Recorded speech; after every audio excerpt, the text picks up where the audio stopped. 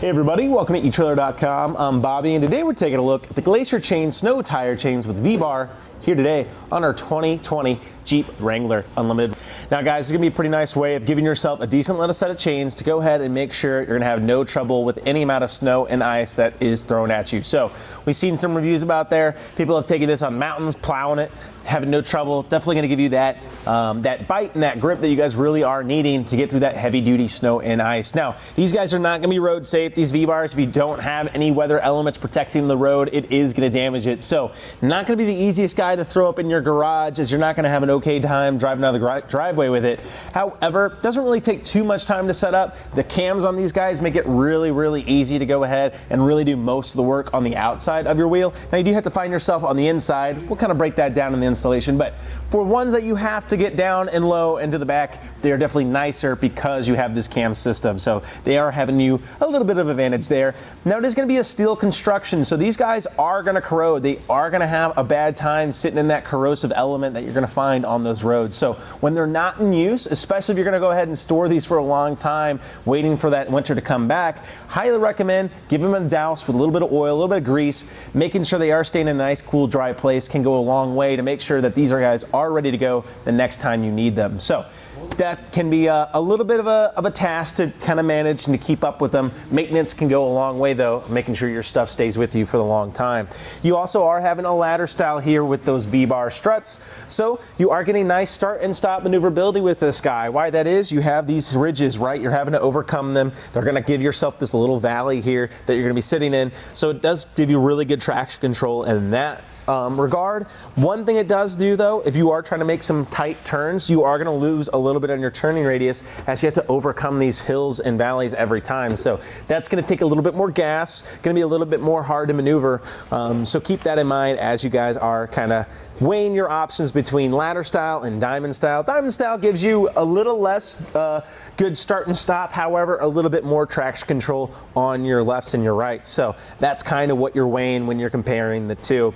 Like we said though, these cams make the installation no trouble at all. Keep in mind we do have it here on our rear wheel. That is because most of these guys are going to be a rear wheel drive vehicle.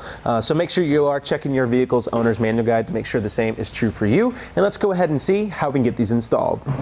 All right guys, to start getting this installed, what you want to do is go ahead and lay out your chains just like so. What we're looking for is any kind of kinks or binds that are going to be holding up our chain. Things you can look for is like these little guys right here. The V-bar really like to kind of get caught on each other. So just walking it out just like so makes it easy to go ahead and make sure we have that nice secure fit on the entirety of our wheel. Other things we're looking for here, we want to go ahead and undo all of our cams. They do get themselves bound up. Really easy just to walk those guys off since they're not actually holding any pressure in. Therefore, we can go ahead and set it on there and tighten them up later. And also, we'll make sure our hard points of contact are pointing away. That includes our V-bar struts. And of course, that's going to be coinciding with our links that are actually holding us onto our side chains here, those cross links. Then we can go ahead and actually just get ourselves right in there here in the middle. I'm going to go ahead and try to eyeball it here, and then just kind of wing your arms in and under it can be helpful to go ahead and avoid any damage to your rim. And then you can just set it there on your wheel, trying to keep it even of course as we go across. And now we can just simply adjust it. So you can see, there we go. That's gonna be a better side here. Looks like I'm a little bit heavy on my right side. As you can see, I have a lot of extra track. So I'm gonna go ahead and try to just walk these guys over, get them in the right position. And I think we want this little cam to maybe be right around here. So that's what we're gonna go for. All we need to do is adjust these across and allow our chains to slide and maneuver how we need them.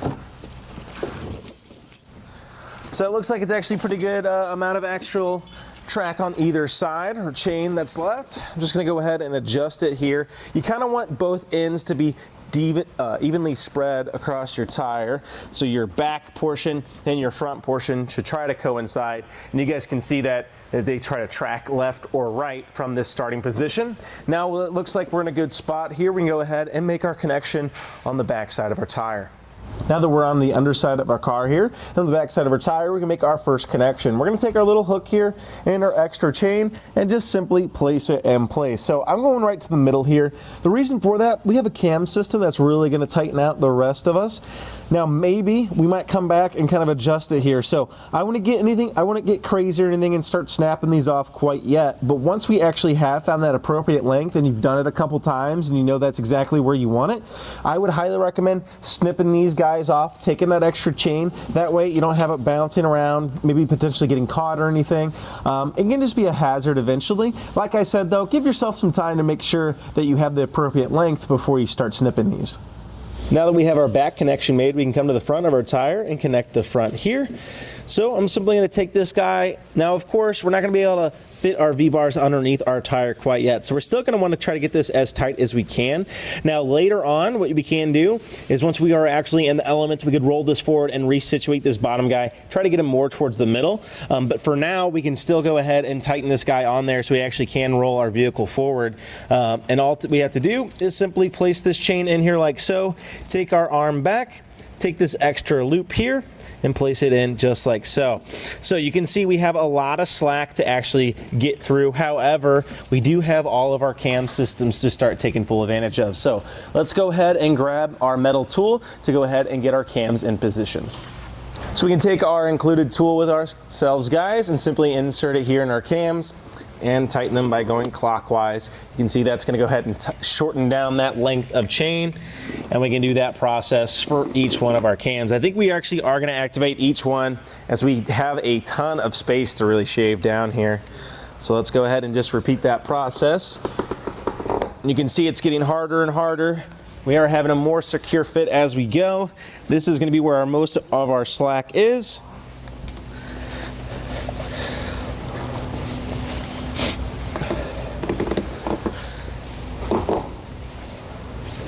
And just like that, we're nice and secure. So I'm liking the fit of our chains on here now. Like I said, I'd probably go ahead and once we are actually in the elements on that snow and that ice, because keep in mind, we got these V-bars on here, guys. If we took off right here in our garage or at your garage at home, you are gonna start breaking and damaging that ground that you're gonna be on. So highly recommend only moving this in that snow and that ice. However, like we said, we can go ahead and get those maneuvered once we are actually in those elements. Again, at the front here too, you have this extra chain. You can try to set it in here for now. Like I said, not gonna have a great time holding onto that. This is where I would also go ahead and maybe snip these guys off. Now that we know that we do have a good secure fit, I would potentially probably roll this forward just 1 or 2 times in the grass or in that snow and that ice to go ahead and make sure I do have that in the appropriate spacing, as it is very tight right now. Like I said, maybe when it rolls forward, it might just maneuver a little bit. However, I think you're gonna find that self just pulls itself right to where we want it, so we are in a good spot. However, one last little thing we can go ahead and do, we could grab some rubber tensioners. Now, one thing that's nice about these cams, you usually get a very secure fit here. You guys can see I'm not able to get any of my hands underneath it, so I don't think that's something that's necessary for this guy. It is for a lot of other tire chains out there. For this guy, I don't think it's necessary, but I definitely think it's gonna help. So let's go ahead and grab some together, see how it does. So we've gone ahead and grabbed ourselves some rubber tensioners here. To do so, we're just simply going to slot it on. Make sure your hook, of course, is pointed away from your wheel. Don't want that puncturing or damaging your wheel. And then we can go down and away. We're going to go much in the way you would a lug nut. However, maybe just one more. I know us with trucks out there might have that 6, but here today in the Jeep, we only have the 5. But we do have 6 here on our rubber tensioner, and we just need to take it in direct opposite from the other ones. That way we can go ahead and evenly distribute our force. So what we're doing here, pulling any of this extra chain we might have to the very center of our wheel. Like I said, that cam does such a great job. You can see it's not really affecting it too much. Now, what's nice about this, if we do have any shift on our chains, maybe for some reason we hit a rock or something on the side of our vehicle and one of our cams flips back, we're not gonna have this billowing out around our wheel. We'll have it all getting pulled towards that center, and that's going to make sure we have a nice tight fit on our wheel no matter what. Like I said though, probably not a necessary item for the Glacier chains here today, but it can help if it's something you're worried about. Well, as you guys saw, that installation doesn't take too much time. The cams really make it an easy endeavor. Like I said, now you can purchase these separately. However, I don't think they're really that integral here today because our cams are doing such a good job. They can be an added little safety net, I guess. Like we said, if you do find yourself clipping these guys on a curb or something and it for some reason coming undone, could be nice, but like I said, probably not the most needed thing. They do come with this little canvas bag as well. I highly recommend finding another way of storing these. They're kind of just a pain to get in there by yourself. They're trying to kind of open it up, drop your chains in there, and overall they're just a canvas bag with a little bit of plastic inside. They're going to be great for your first times of use, you know, and also when you get it, just throw it in the vehicle. However, a plastic tote or something like that is going to go just a way longer way of actually staying nicer and working better and not having all that sludge and that water kind of melt and get inside your vehicle. So highly recommend maybe doing that, and that becomes an easy way to you throwing a little grease in there, a little oil, making sure that they're not going to be eroding over time.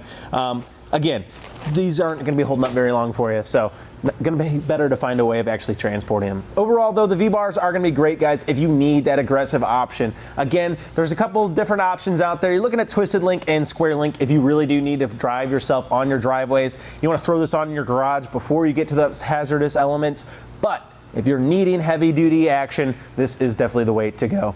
Well, guys, I think that about does it for our look at the Glacier Chains Snow Tire Chains here today on our 2020 Jeep Wrangler Unlimited. I'm Bobby. Thank you for watching.